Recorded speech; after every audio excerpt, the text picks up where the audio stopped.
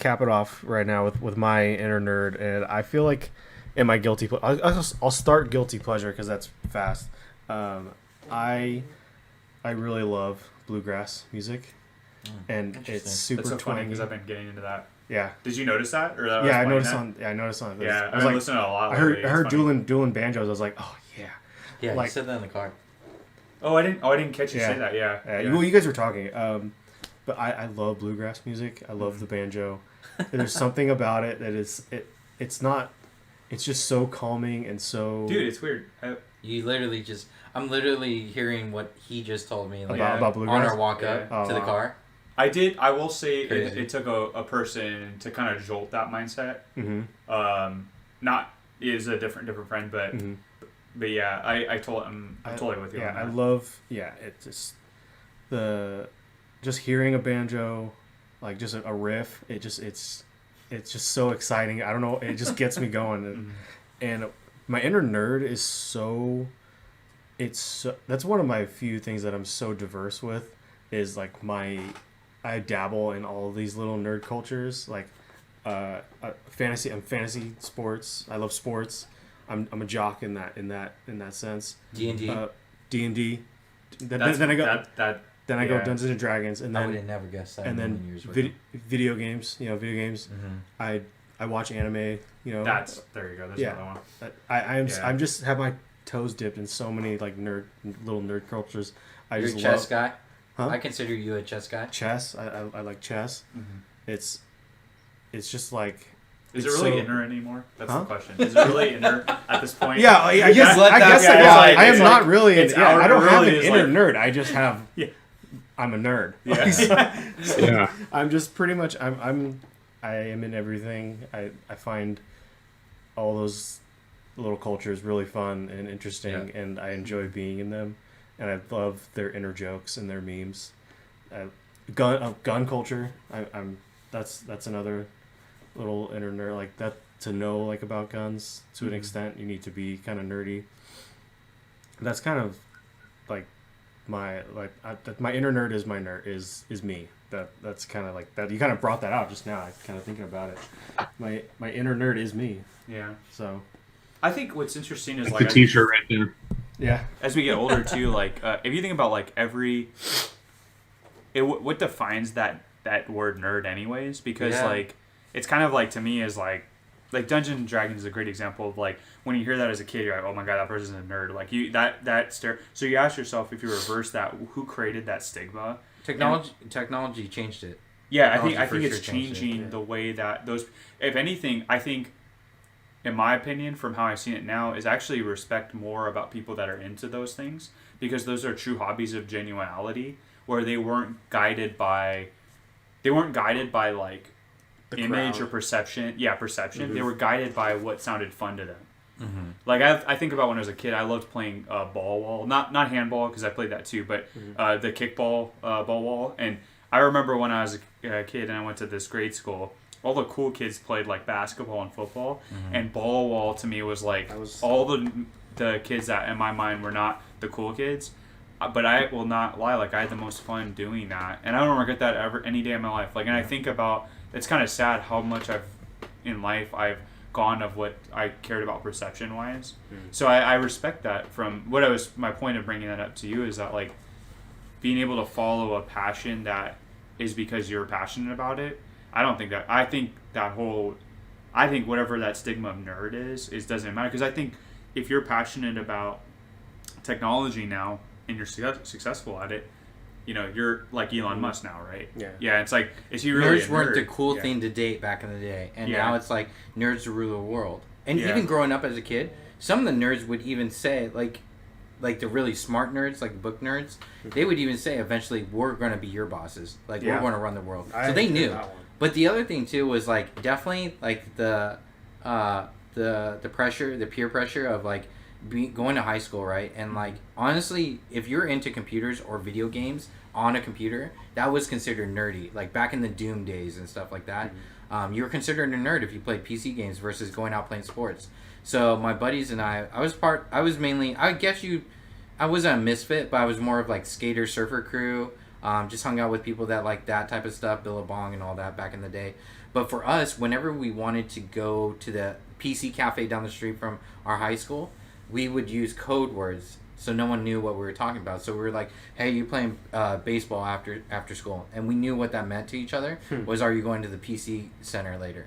Yeah. And like that's what we used all the time as kids growing up, because we didn't want to be judged, as like we're considered nerds, and I don't know, people would bully you on that. So yeah, it's interesting growing up in different eras and seeing how technology has made being a nerd more accepted, or if anything, that's what people are driven to be one day. They want to be a nerd. It's so being a nerd is like it can have different meanings too. Like I'm a nerd. Like totally I'm a nerd about sports. Like I'm really into stats and fantasy and the idea of being able to build your own team and my team's playing this weekend. Do you think that's knowledge? To an extent, how useful it is. It's to the degree of how much you pursue it. If I really want to go into daily fantasy or high stakes season long games, then that knowledge is probably not. The knowledge I have now is probably not up to par. Like those are bigger nerds than I am. Mm-hmm. But again, with not something that's not nerd culture, but like guns. I enjoy watching videos about guns I'll probably never even own, how they work and what caliber it shoots, and I didn't know that. Like, they make the FN SCAR, they make it in so many multiple calibers.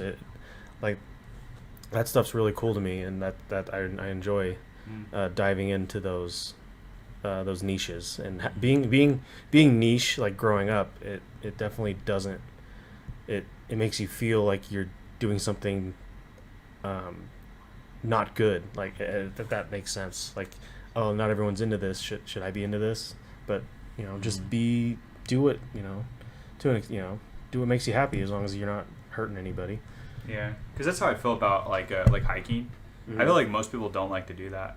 And so it's like, but I could also point out something that each one of you guys does that you're passionate about that most people wouldn't, the general pop wouldn't like enjoy doing. Mm-hmm. That's kind of the funny part is, so we ask questioning like that, even where does that word nerd come from? And I'm sure there's a definition, but even the negative connotations built by a societal construct that existed long ago. And to G's point about how it's moving, I look at like one of the reasons why I also think technology is advancing not technology advancing, but how the perception's changing for kids is gaming, right? You don't have to risk your life, your health, anything about anything to become a gamer. Unless you live in South Korea, they run those kids to death. Okay, shout out to them.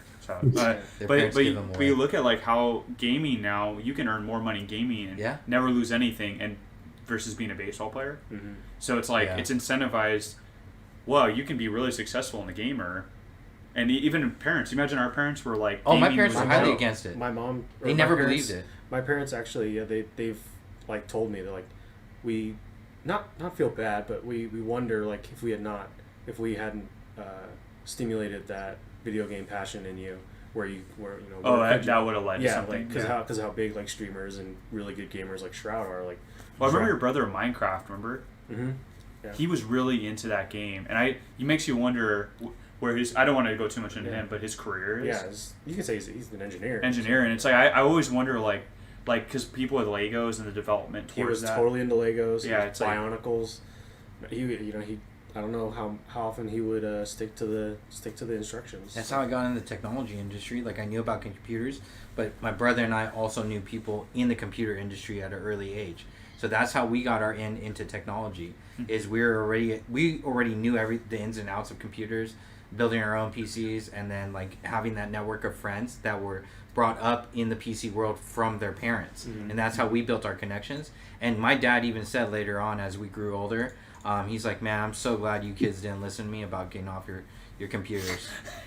So, well, it just goes to show you as taking from our parents, and it's not about it's what they came from. So you can't really empathize with them. Yeah. But also, we should look at, when we have children, what, like, not, like, our kids... Just because we're older doesn't mean we're necessarily wiser, or we know what's the best path for them. Yeah, and also being fearful... We need to watch this video when we have kids, by the way. Yeah, it was a regard, Being fearful often being fearful of what can come, because there's definitely a, like, where are you getting like your child failing and stuff like that. Yeah, it's like so much of like, but like you see like all the art, some of the best artists in the world that like are painters, like the success to do that is probably very, like, to become that is really low, but like you just don't know if your kid might be it, and even if he's not or she's not and she's happy with that, that's really what matters. That passion to love something. That's like my brother with art. Well, that's the famous thing. I think it's Vincent Van Gogh. I think it was Van Gogh.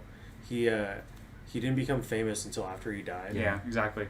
And it's like, so it's like that's. Was it Van Gogh or Picasso? I think a lot of them are that way though. It's the value of their paintings go up, but like when he was like when one of those guys, Van Gogh or Picasso, he was painting, but like nothing ever, he didn't sell a lot of paintings.